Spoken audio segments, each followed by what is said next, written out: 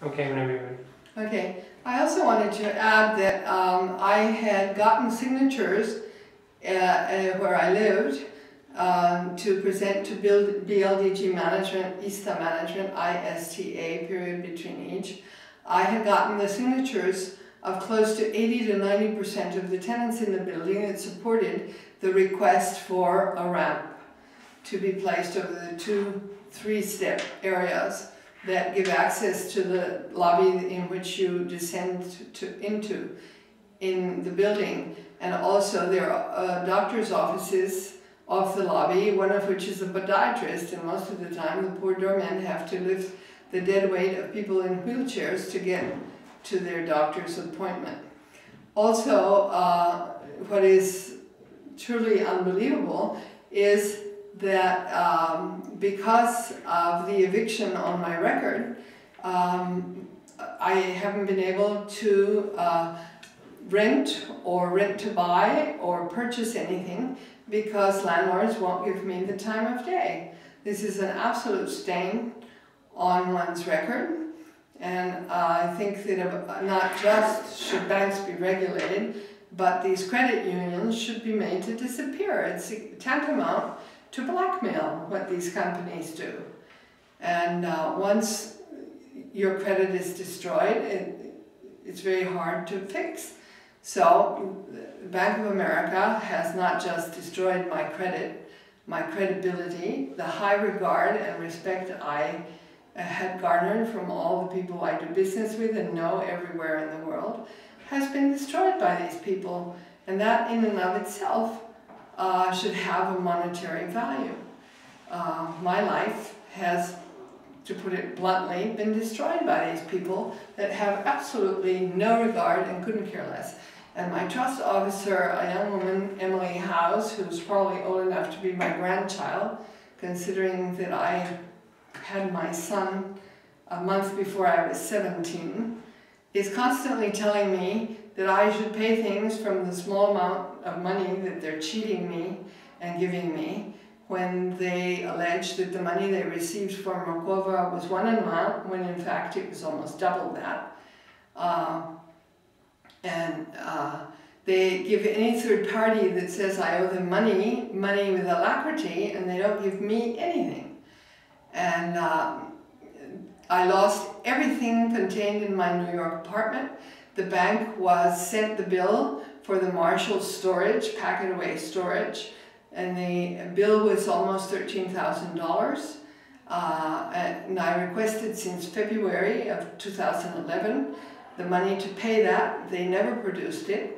And so on May 25th of 2011, my lot of good things, there's a Mexican saying, que más tiene el rico cuando empobrece que el pobre cuando enriquece.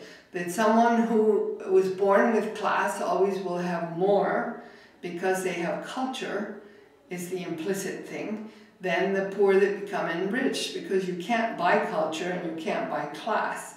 Money can buy you a home, a house, it doesn't make it a home. It can buy you a watch, it doesn't make you the master of time. So these people have unilaterally destroyed my life. And now I have lost first my mother's fortune upon her death, then my grandfather's, stolen by my stepfather, who then broke into my house in Mexico in September 21st, 2004, because WACHOVIA did not heed my warnings that this was apt to happen, nor did they comply with my request to have a notarized inventory made of the contents of my house to be given my stepfather in case he should ever try such a thing. So everything I worked an entire lifetime for, I lost there. Then I've lost my father's fortune when he died because my niece moved in on him. And now, thanks to Bank of America, I lost everything that I had worked very hard to rebuild, specifically towards my foundation. I had 7 computers, many printers, with the looks towards the future to getting my foundation up and running and going global.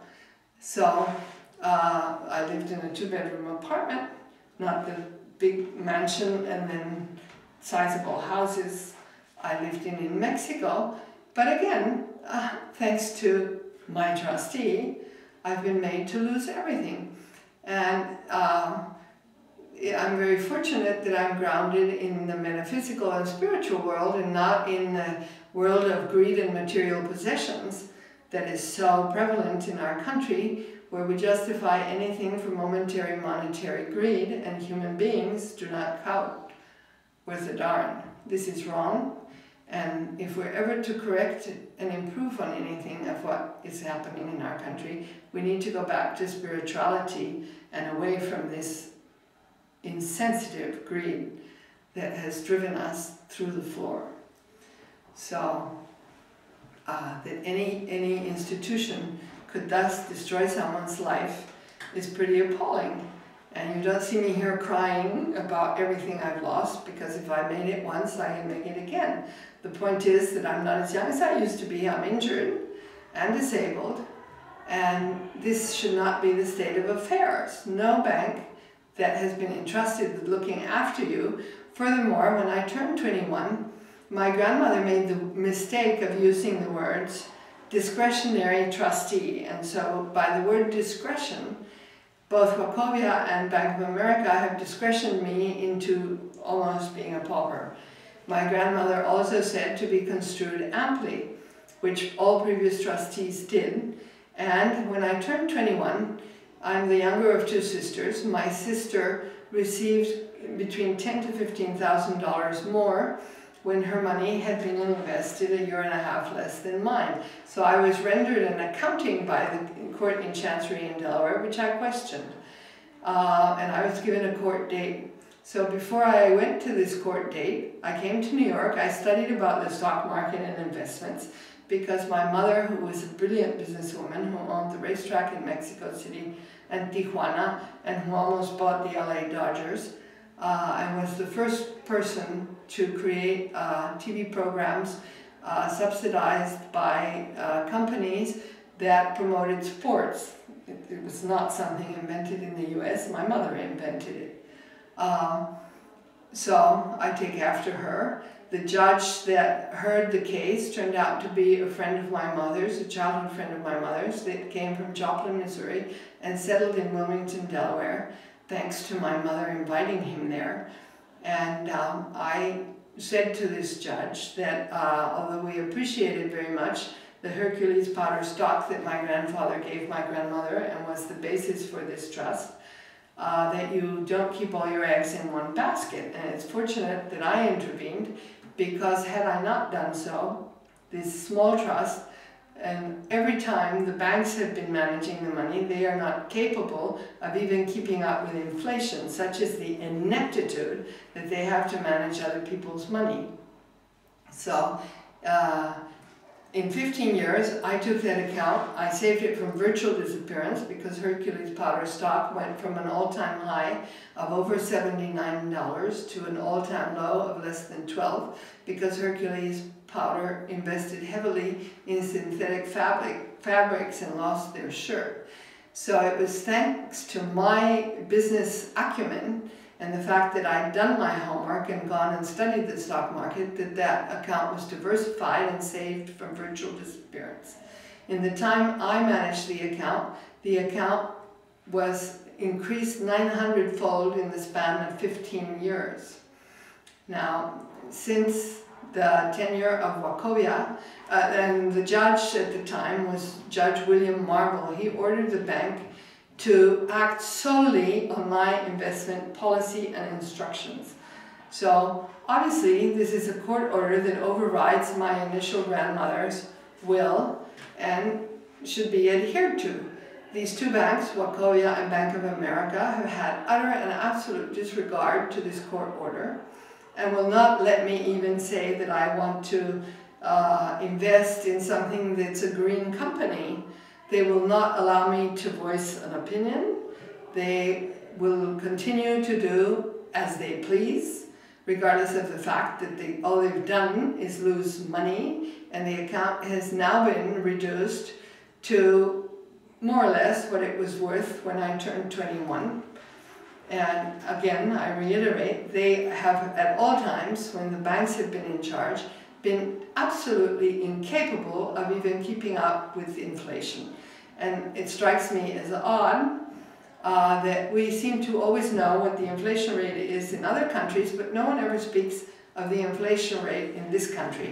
And I can categorically tell you that since the bank's crashes, the inflation in this country is absolutely rampant and a runaway.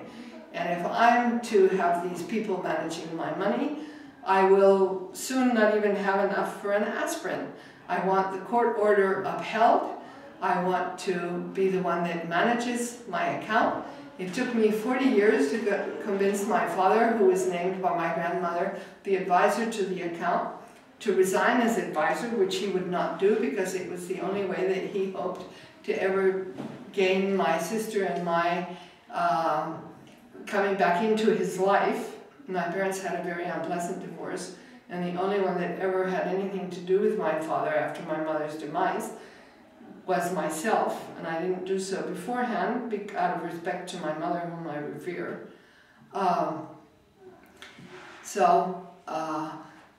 Finally, back in 2000, Wachovia had paid a legal firm to divide the account so that my sister, who has very different interests than myself, and who has always just sat by and let the bank misproduce money for her, because she has other sources of income, which I do not,